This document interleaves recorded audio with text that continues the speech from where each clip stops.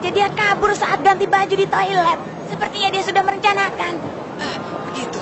Kalau begitu aku bisa memperkirakan tempat tujuan. Benarkah? Ya, kembalilah ke hotel dan tunggu di sana. Baik. Baso, kita disuruh menunggu di hotel karena tempat tujuan bos telah diketahui. Iya. Ngomong-ngomong, apa tidak apa-apa Kurapika dibiarkan begitu saja?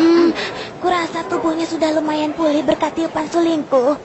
Bagaimana dengan masalah pembunuh bayaran itu?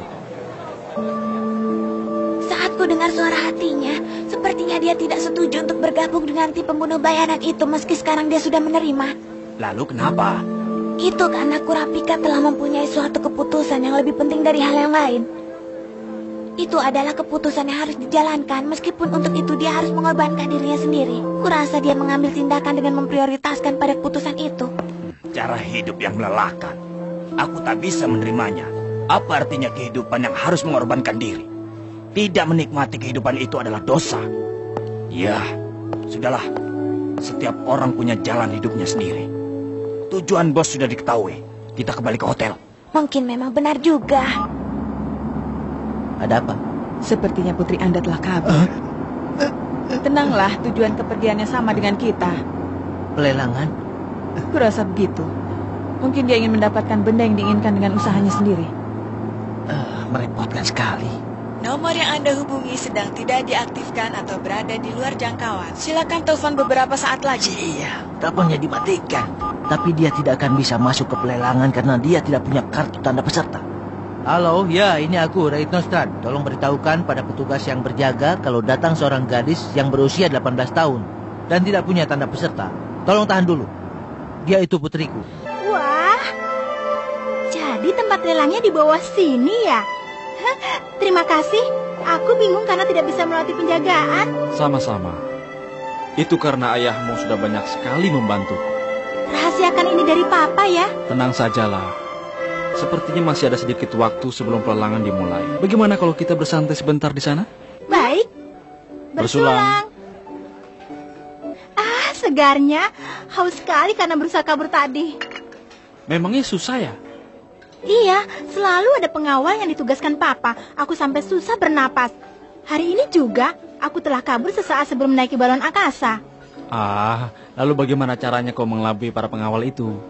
Coba dengar ceritaku. Sebelum pesawat berangkat, aku belanja banyak sekali. Lalu saat itu sekalian aku juga membeli pakaian dan alat-alat untuk menyamar. Lalu aku ganti pakaian di toilet. Kemudian aku menyusup di antara sekelompok gadis dan kabur. Untungnya tidak ketahuan. Iya, aku sampai berdebar-debar.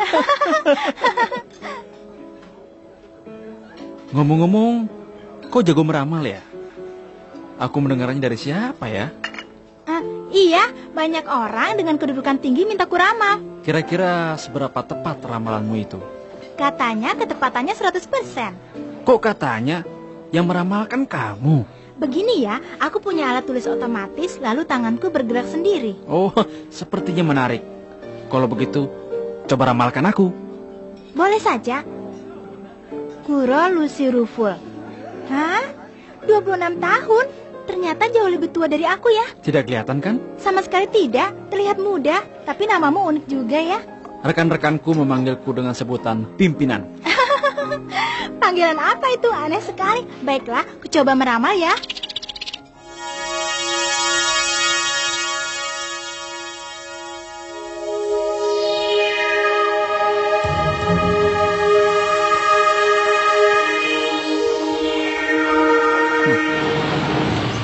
Apa kau bilang? Dia sudah pergi? Tapi itu terjadi sebelum Anda menghubungi kami. Kemudian dia naik taksi seorang diri tanpa membawa tanda peserta. Saat aku memperingatkannya, kami sedikit adu mulut. Ya sudah kalau begitu. Apa boleh buat? Cetak foto putriku dan bagikan pada para penjaga. Ini penting. Biar aku yang mencarinya. Apakah ada peta di kota ini? Nah, sudah jadi? Boleh kulihat? Silakan. Ramalanku itu sedikit unik, tersusun dari 4 atau 5 bait puisi yang terdiri dari 4 baris. Dan karena ini meramalkan tentang peristiwa yang terjadi setiap minggu dalam bulan ini, jadi mungkin peristiwa dalam bait yang pertama sudah terjadi. Oh, kalender yang berharga berkurang 1 lembar. Bulan-bulan yang ditinggalkan akan sangat berduka. dengan melodi yang dimainkan oleh orkestra dalam pakaian berkabung. Bulan November akan dibawa dalam damai menuju tempat yang tinggi. Dedaunan bunga krisan layu dan berguguran. Jatuh ke bumi mata merah yang dibasahi darah. Meski begitu kedudukanmu tak akan tergoyahkan. Biarpun kau kehilangan setengah dari tangan dan kakimu. Lebih baik mencari rekan yang baru. Bila akan pergi, lebih baik bersama-sama. Pasti akan berjumpa dengan seseorang yang telah menanti.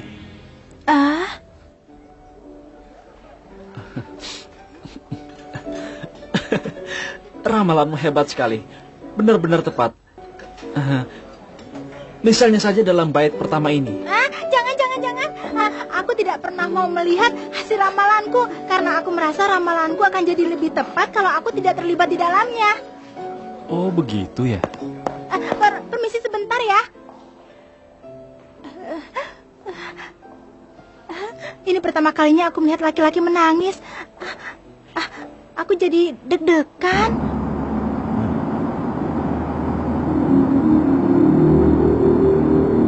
Sepertinya putri Anda sudah berada di dalam gedung semetri. Apa katamu? Pak Supir, cepat ke sana. Sudah hampir dimulai. Ayo ke sana. Aku merasa bersyukur yang menolongku adalah kamu. Kenapa? Karena beda dengan Papa. Sepertinya aku tidak akan pernah berbohong. Boleh aku tanya satu hal? Iya. Di dalam ramalanmu ada lagu duka bagi orang yang sudah meninggal. Apakah kau percaya pada kehidupan setelah mati? Aku tidak begitu percaya.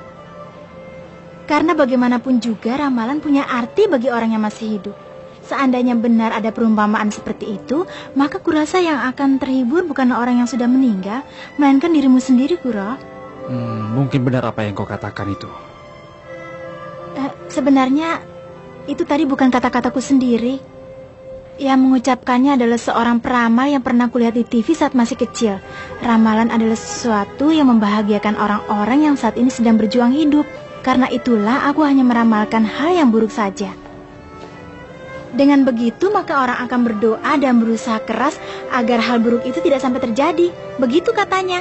Saat itu aku merasa sangat terharu dan berpikir, benar juga ya, aku ingin menjadi peramal. Yang kau maksud itu adalah Madame Ginga? Iya benar. Kalau tidak salah dia termasuk yang tidak mempercayai dunia setelah mati. Benar. Karena itulah aku juga tidak begitu mempercayainya. Kalau aku mempercayai akan adanya arwah. Karena itulah aku ingin melakukan hal yang paling ingin dilakukan oleh dia yang sudah mati. Hal yang paling ingin dilakukan? Apa itu? Ingin tahu? Iya, ingin tahu. Itu adalah membuat kekacauan. Nona, kau kenapa? Nona, bangun Nona. Nona.